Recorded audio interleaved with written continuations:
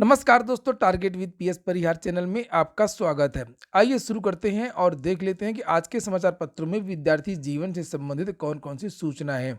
तो वीडियो को जल्दी से लाइक कर दें, शेयर कर दें और जिन छात्रों ने चैनल को अभी भी सब्सक्राइब न किया हो तो जल्दी से सब्सक्राइब कर लें ताकि आप लोगों को भी इसी प्रकार की ऑथेंटिक अपडेट सबसे पहले मिलती रहे। शुरुआत होगी यूपी में। आज भारी बारिश का अलर्ट है, 28 लोगों की मौत हो चुकी है और 2 दर्जन से ज़्यादा जिलों के विद्यालयों में छुट्टी की घोषणा कर दी गई है। यहाँ पर लिखा है कि प्रदेश में पिछले 5 दिनों से हो रही भारी बारिश से जनजीवन पूरी तरीके से अस्त-व्यस्त हो गया है। पिछले 24 घंटे में अलग-अलग बारिश से हुए हादसों में 28 लोगों की मौत हो गई है। पूरे राज्य खासकर पश्चिमी उत्तर प्रदेश में बारिश फिलहाल रुकने का तो नाम नहीं ले रही है। मौसम विभाग ने 10 अक्टूबर को प्रदेश के कई जिलों में भारी बारिश की चेतावनी जारी की है। लगातार हो रही बारिश और मौसम विभाग की चेतावनी को देखते हुए लखनऊ के जिलाधिकारी ने भी सोमवार को 12वीं के तक के सभी स्कूल बंद करने का आदेश जारी कर दिया है।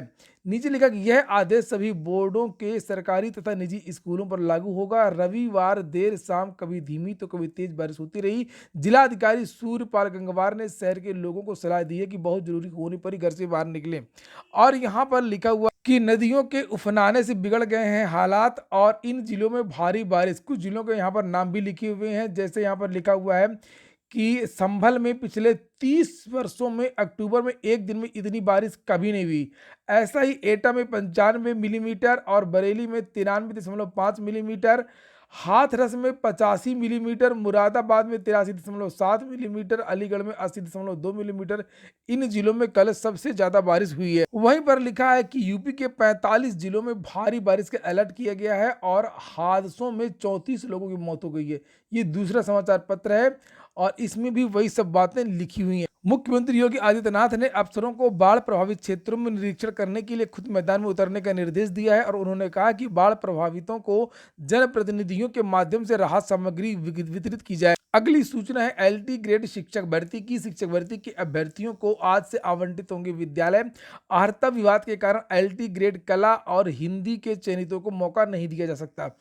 राजकीय माध्यमिक विद्यालयों में सहायक अध्यापक एवं प्रवक्ता के कुल 1395 पदों पर चयनित अभ्यर्थियों को विद्यालय आवंटित करने के लिए 10 अक्टूबर से पोर्टल खुल जाएगा, लेकिन इसमें अर्हता विवाद के कारण एलटी ग्रेड कला और हिंदी विषय के चयनित अभ्यर्थियों को मौका नहीं दिया जाएगा।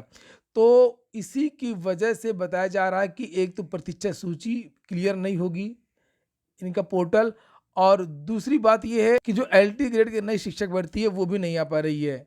कुल मिलाकर के अर्हता विवाद अभी तक समाप्त नहीं हुआ है।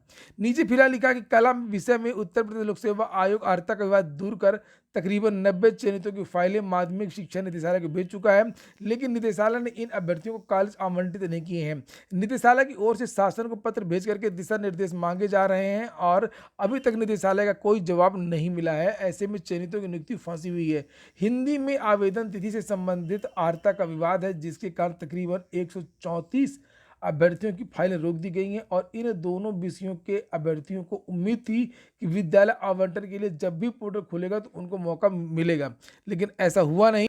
आगे लिखा कि प्रतियोगी छात्र नेता आशीष तोमर ने शिक्षा मंत्री को पत्र लिख करके मांग की है कि जीव विज्ञान की अर्हता में भी विवाद है। जीव विज्ञान की शैक्षिक अर्हता जंतु विज्ञान एवं वनस्पति विज्ञान में स्नातक की उपाधि रखी गई है। इसके साथ ही जीव विज्ञान शिक्षक के लिए अन्य उप विषय जैसे औद्योगिक सूक्ष्म जीव विज्ञान, लाइफ साइंस आदि को भी अर्हता में शामिल किया जाए ताकि विषय से जुड़े हर अभ्यर्थी को मौका मिले। आज प्रतियोगी छात्र मोर्चा की जो टीम है वो उत्तर प्रदेश लोक सेवा आयोग भी जाएगी नई एलटी ग्रेड शिक्षक भर्ती और एलटी ग्रेड प्रतीक्षा सूची के संबंध में। आज उत्तर प्रदेश लोक सेवा आयोग के अधिकारियों से वार्ता भी हो सकती है। जो भी अपडेट्स होंगी मैं आपको इस चैनल के माध्यम से दे दूंगा। केंद्रीय विद्यालयों में 9000 से ज्यादा पदों पर भर्ती हो सकती है। चूंकि केंद्रीय विद्यालयों में शिक्षकों के लगभग 9000 पद रिक्त हैं विभिन्न श्रेणी के और शिक्षणेतर लगभग 6000 से ज्यादा पद रिक्त हैं लिपिक इत्यादि की। और जानकारी निकल करके आ रही है कि अक्टूबर के महीने में ही केवीएस भर्तियों के जो विज्ञापन है वो निकाल सकता है। टोटल जो पद हैं 59,496 सर्जित हैं और 49,300 46 सीटें भरी हैं। तो इस प्रकार से लगभग 10,000 पद रिक्त हैं। लिखा है देश के केंद्रीय विद्यालयों में शिक्षक, लाइब्रेरियन और नॉन टीचिंग स्टाफ के हजारों पद रिक्त हैं। इन पदों पर नियुक्ति नहीं हुई है, इस वजह से 10,000 से ज़्यादा पद रिक्त हैं। वहीं पर नॉन टीचिंग के 4,500 से ज़्यादा पद रिक्त हैं। लिखा हुआ केंद्रीय विद्यालय संगठन केवीएस ग्रुप ए और बी के अंतर्गत भारत के केंद्रीय विद्यालयों में करीब 9,000 principal, primary teacher, TGT, PGT, librarian के रिक्त पदों पर भर्ती हेतु विज्ञापन जारी करने वाला है। संगठन द्वारा जल्द ही केवीएस शिक्षक भर्ती 2022 के लिए पात्र भारतीय नागरिकों से ऑनलाइन आवेदन आमंत्रित किए जाएंगे। एक अन्य समाचार पत्र में भी भर्ती के विज्ञापन के बारे में जानकारी दी गई है और यहाँ पर लिखा कि 10,344 post of teachers will be filled at the primary and upper primary level. The commission is planning to release the application form for KVS teacher recruitment in October month. यहाँ पर इसी महीने की बात की गई है। 7 अक्टूबर से किसान, मजदूर एवं नौजवान अधिकार यात्रा निकल रही है, उसके बारे में भी सूचना है। यहाँ पर लिखा कि हर परिवार के एक सदस्य को सरकारी नौकरी। देश भर में सरकारी सार्वजनिक क्षेत्र में रिक्त पड़े 1 करोड़ पदों को समयबद्ध भरने। महंगाई, लाभदायक सार्वजनिक इकाइयों के निजीकरण और आउटसोर्सिंग संविदा व्यवस्था पर रोक लगाने, किसानों व जनता के ज्वलंत मुद्दों को लेकर के 7 अक्टूबर से आजमगढ़ से शुरू हुई किसान, मजदूर और नौजवान अधिकार यात्रा का युवा मंच ने समर्थन किया है। युवा मंच के अध्यक्ष अनिल सिंह ने रविवार को जारी बयान में कहा कि युवा मंच की टीम यात्रा में शामिल है और यात्रा के प्रथम चरण के समापन कार्यक्रम में 12 अक्टूबर को शास्त्री घाट वाराणसी में युवा मंच से जुड़े छात्र और कार्यकर्ता शामिल होंगे। वहीं पर सोशल मीडिया के माध्यम से ये विद्यार्थी यूपी SSSC पीईटी फ्री यात्रा की मांग कर रहे हैं, चूंकि बीजेपी ने चुनावों के पहले ये कहा था कि प्रतियोगी परीक्षाओं में यात्रा निःशुल्क होगी। ये देख सकते हैं बीजेपी ने ये ट्वीट किया था 12 सितंबर 2021 को और यहाँ पर लिखा कि प्रतियोगी परीक्षाओं की तैयारी और परीक्षा देने के लिए आने जाने का किराया देने का काम भाजपा करेगी और जल्द ही राज्य में 90,000 नई नौकरियां आएंगी। युवाओं को रोजगार मिलेगा। तो ना तो 90,000 नई नौकरियां आई और ना ही आने जाने का किसी भी भर्ती में किराया फ्री किया गया। इसीलिए विद्यार्थी लगातार जो बीजेपी ने ट्वीट किया था इसी को रीट्वीट कर रहे हैं और टैग कर रहे हैं।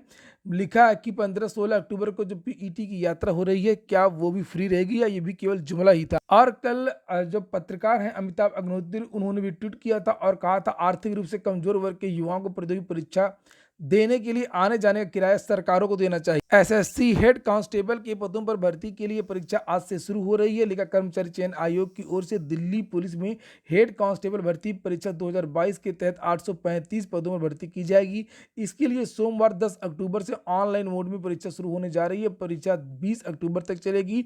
परीक्षा के लिए देश भर में 23,58,535 अभ्यर्थी पंजीकृत है। अगली सूचना बीएड काउंसलिंग की है और लिखा है कि 22,684 विद्यार्थियों को सीटें अलॉट कर दी गई हैं।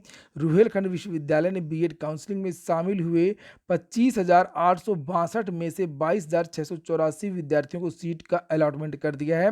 3,178 विद्यार्थियों को सीटों का आवंटन नहीं हो पाया है।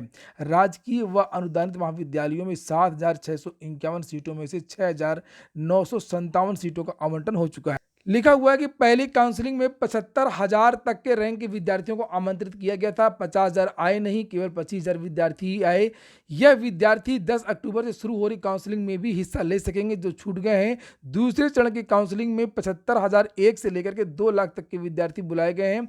यह काउंसलिंग 13 अक्टूबर तक चलेगी। 14 अक्टूबर को सीटों का अलॉटमेंट किया जाएगा।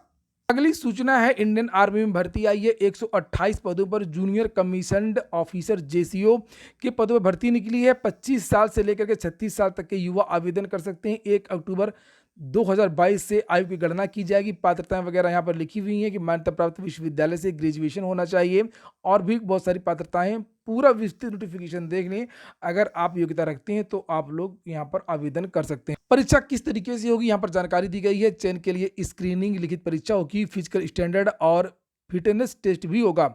ये वेबसाइट है, यहाँ पर जाकर के आप लोग विस्तृत नोटिफिकेशन देख सकते हैं। joinindianarmy.nic.in 6 नवंबर के पहले आवेदन करना है।